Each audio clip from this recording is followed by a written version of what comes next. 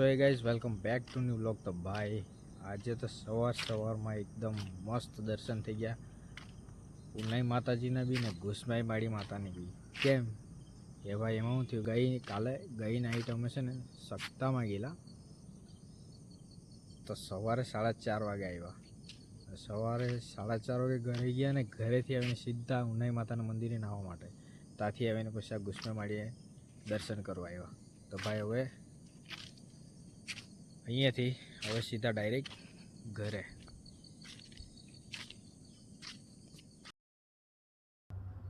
તો ભાઈ આપણે મંદિરેથી આવીને છે ને પાછા છે ને જરાક ઊંઘી ગયેલા હતા, તો પછી પાછા છે તો ઉઠા નાહી લીધું અને અત્યારે 12:30 વાગવાની તૈયારી છે ને જે ફિટિંગ છે તે ફિટિંગ કરવા જતા હતા આપણે.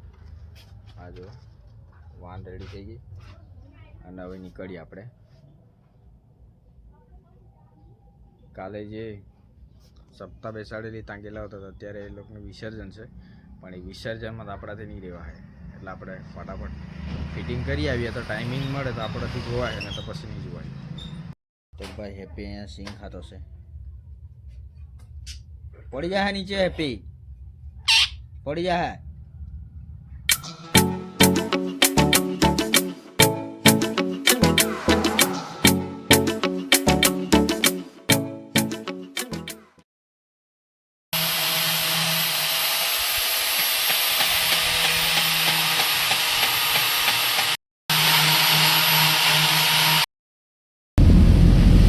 એક પ્રોબ્લેમ થઈ ગયેલી છે, આજે પછાડી દેખાય ને આટલો દૂર છે 4.5x3 નો, એ 1 ઇંચ જેટલો નાનલો પડેલો છે. તો પાછા ઘરે લઈ જતા હશે, એને રિપેર કામ કરીએ અને ભાઈ પાછા લાવીએ અને ફિટિંગ કરીએ. તો ભાઈ અત્યારે વરસાદ બી ચાલુ થઈ ગયો છે, રાતે જ વિડીયો ઉતારવાનો હતો પણ અત્યારે ચાલુ થયું કે અત્યારે અહીંયા વરસાદ ત્યાં નહીં હતો, અત્યારે અહીંયા વધારે આવેલો છે જરાક. આ જો રસ્તા એકદમ ભીજાઈ ગયા, પુલ પર વરસાદ બી નહીં, જરાક બી નહીં મળે, એકદમ સૂકું શર્ટ. આ બાજુ બી નહીં દેખાય, એકદમ ખુલ્લું ના. પુલ ને પહેલે બાજુ વરસાદ, આ જો આ તે બી ઓછો છે. કેમ નદીમાં પાણી એટલે નહીં આવ્યું? આ જો ને પાણી ને એટલે નહીં આવ્યું હે ને, એટલે જ ને તો આવતે જ પાણી એમ વરસાદ. નાનલો જ છે તો નાનલો જ ઉતરનો નાનલો જ પડ્યો. તો ભાઈ ઘરે આવીને બી એક પ્રોબ્લેમ થઈ ગઈ કે લાઇટ નહીં મળે અહીંયા બી. આ જુઓ ને આ જુઓ, હવે તકલીફ પડી ગઈ. હવે લાઇટ આવે એની રાહ જોવા પડે. તે પહેલાં એક તો ગાડીમાં ગેસ નહીં મળે તો ગેસ બી પુરાવા જવું પડે. ધન્યા શું કરીએ? રેલી આવતી છે, રેલીમાં નાચી લઈએ પહેલાં, હે ને? તારે તો ના જ નહીં, હું ગઈ જેમ જવાય તેમ, હું ગઈ બરાબર ને? આવું જ કરીએ આપણે. તો ભાઈ એવું જ કરવા પડે કે લાઇટ આવે ત્યાં લગીને અમારું કંઈ કામ થવાનું મળે નહીં. અને આ જે ડીજે સંભળાય ને એ કાલે અમે આઠમમાં ગયેલા ને ભજન ગાવા માટે, તે આઠમ છે ને વિસર્જન કરતા છે ત્યારે, આઠમ વિસર્જન કરતા છે ત્યારે. સામાન પહેલાં બધું ઉતારી લઈએ.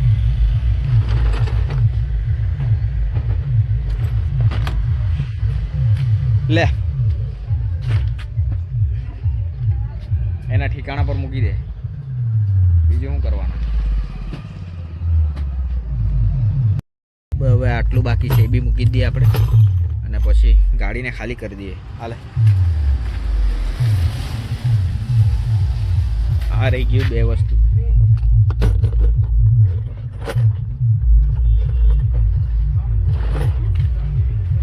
લે પાણી પીએ ને. લે દાનિયાને તો ઠંડુ પાયું, અમને નહીં પાયું. દાનિયાને ઓળખાણ વાળા કે નહીં? અમને નહીં ઓળખે એટલે અમને નહીં પાયું, દાનિયાને ઠંડુ પાયું. તો ભાઈ દેખાય ને ડીજે વાગતો છે, ગાડી નીકળી ને અહીંયા.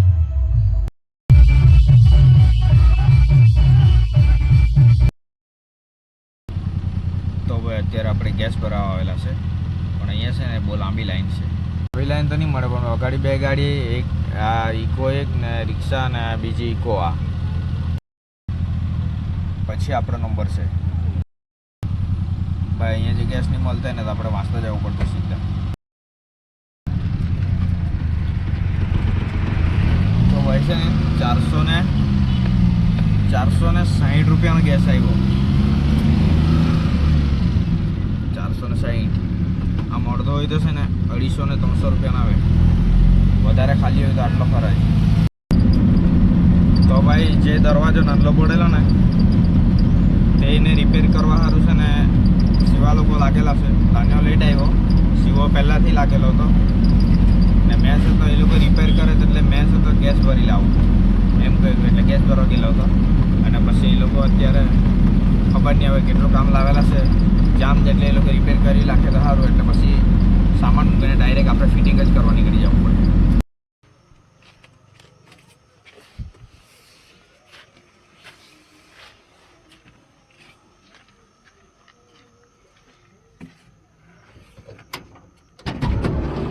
પેલા હું તો ભાઈ આપણે આવતાની હાથે જ આ રેડી કરી મૂકેલા દરવાજા. બોલો, જેવી ગાડી ઊભી રહી ગઈ પાછલી ડીકી ખોલી એટલે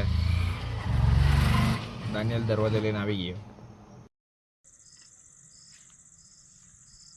તો ભાઈ શિવાને અને દાનિયેલને ઉતારીને છે ને એ લોકો દરવાજો ફિટિંગ કરતા છે ને આપણે અહીંયા જે ગાડી પાર્ક કરેલી ને આમ હતી આમ ને અહીંયા એક બીજી શિફ્ટ ગાડી પાર્ક કરેલી હતી. તો કાકા ઓળખીતા મળી ગયા તો તેનાથી થોડીક વાતચીત કરી. તો લગભગ 15-20 મિનિટ જેવી વાત કરી. કદાચ એ લોકો દરવાજો ફિટ પણ કરી દીધો હશે તો જોઈએ, અને પછી ફિટ કરી દીધો હોય તો સીધા ઘરે નીકળી જાઉં. પછી ચાલુ છે ફિટિંગ.